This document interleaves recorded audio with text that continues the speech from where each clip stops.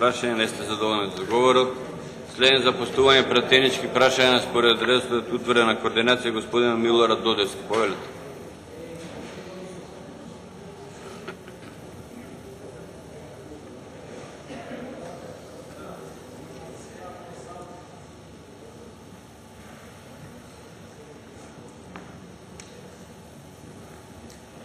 Благодарам, председателе. Почитуван председател на владата, почитувани министри и представници на владата, почитувани пратеници. Моите први две прашања се упатени до заменик министерот за надворешни работи, господинот Зоран Петров, додека третото и последно прашање е до министерот без ресор, господинот Бил Павлевски. Почитуван заменик министер, како представник на македонската диаспора од Австралија и Азија во овој законодавен дом, сакам да ве прашам за нешто што е од голем интерес не само за македонците од мојата изборна единица, туку и за целата македонска диаспора. Првото мое прашање е: какви активности ќе превземе Министерството за надворешни работи за да се забрза постапката и да се овозможи што е можно повеќе македонци од диаспората да извадат македонски пасоши, а со тоа и да можат да го остварат своето право на глас на следните председателски и парламентарни избори. Во овој контекст сакам да го искажам задоволството на македонската диаспора што за прв пат доби право на глас на јунските предвремени парламентарни избори, преку кое доби можност директно да учествува во креирањето на еднината на оваа земја. Македонската диаспора е важен и нераскинлив дел од Македонија и македонскиот народ. Повеќето од нив се иселија од Македонија поради економски причини со надеж да овозможат подобра иднина за своите деца. Но сепак, многу од нив беа приморани да го напуштат своето родно огниште поради несогласување со политиката на тогашниот социјалистички режим. Поради тоа што беа протерани од своите домови во соседните земји или поради тоа што избегаа од восторствата на различни окупатори на нашата татковина. Денес, македонските иселеници низ светот во Австралија, Канада, Америка, Европа и други места се силно етаблирани во средините каде што живеат во сите полиња на животот. Тие се горди што имаат македонско потекло, што се дел од овој народ кој покрај сите премрежа во минатото сепак истраал, одел напред и минатата година прослави 20 години од независноста на својата држава. Горди се на својата богата култура и историја, која неуморно ја представуваат онаму каде што живеат. А со тоа и се вредни амбасадори на Република Македонија. Овие наши сонародници сакаат да извадат македонски пасоши, а со тоа и дополнително да допринесат за еднината на Македонија. Преку издавање на македонски патни исправи, ние ќе им овозможиме и формално да бидат евидентирани како дел од оваа земја. Многу пати во овој законодавен дом е спомнувано и значењето на девизниот прилив од страна на македонската диаспора и колку важна улога има тоа за македонската економија. Во 2011 година таа сума достигна 1 милијарда и 400 милиона евра. Сума и факти кои опозиционите политичари свесно ги забораваат и игнорираат, а сепак не забораваат да ги напаѓаат и со подсмет да говорат за своите иселени сограѓани и за значењето на диаспората во оваа земја.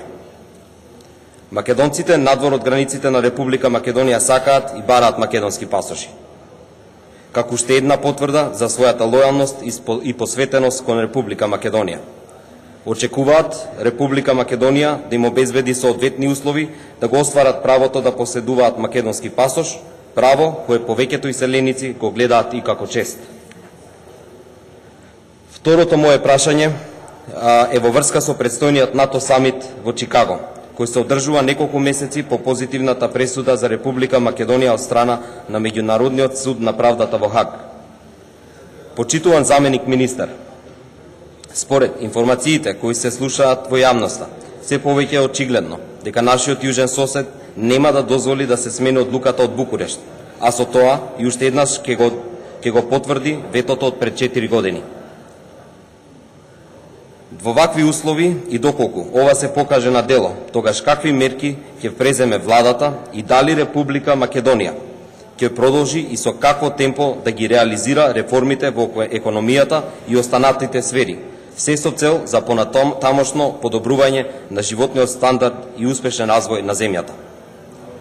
Македонската диаспора ја поздрави одлуката на Меѓународниот суд на правдата во Хаг од 5 декември 2011 година во врска со тужбата на Македонија против Грција.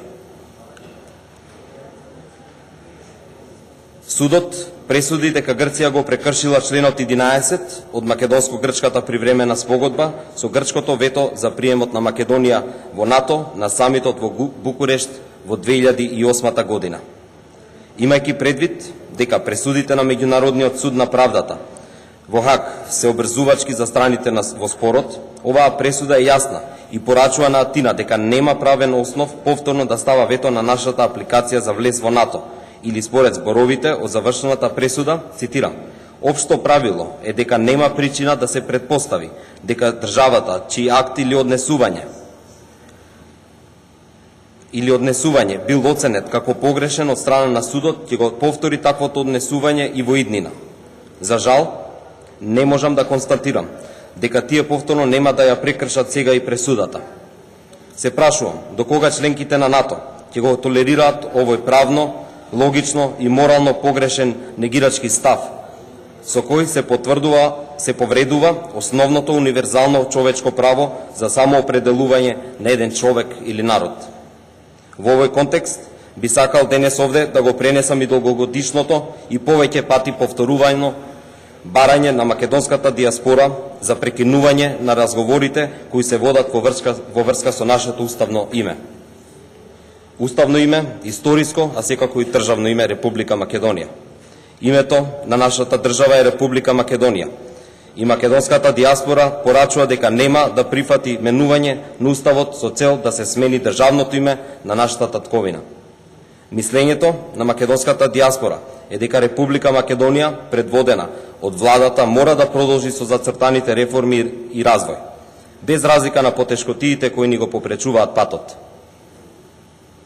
Република Македонија мора да продолжи да работи, како и досега, да стане членка на НАТО и Европската Унија. Иселениците веруваат дека ние треба да бидеме дел од овие организации за кои и тие самите се залагаат во земјите каде што живеат, но не по цена на нашето уставно име, идентитет и дигнитет. Во минатото, нашата држава и народ се наоѓале во многу потешки искушенија, но сме издржале, сме истраале и сме успеале успешно да се соочиме со сите предизвици. Историскиот предизвик на претходните генерации бил ослободување на македонскиот народ и создавање на македонска држава. Но денес, нашиот предизвик е да ја сочуваме оваа држава и да ја изградиме во успешна и силна држава со која сите следни генерации на македонци ќе се гордеат. Моето трето прашање е упатено до министерот без ресор, задолжен за странски инвестиции, господинот Бил Павлевски. Почитуван министер, најпрво би сакал да го искажам моето задоволство од достигнатата сума од 303 милиони евра, кои влегоа како странски инвестиции во Република Македонија минатата 2011 година. Ова е сериозна сума и очекувам овој нагорен тренд да продолжи во идните години, а со тоа очекувам не само да ја достигне, туку и помине целта која ВМРО ДПМН ја зацрта во својата програма на последните избори. Овој факт ме радува, бидејќи ова значи нови работни места, илјадници граѓани ќе добиваат достојна плата и илјадници млади луѓе ќе имаат можност да започнат свое семејство. Ќе се зголеми извозот, ќе се зголеми потрошувачката и ќе се зголеми животниот стандард на сите кои живеат во Република Македонија.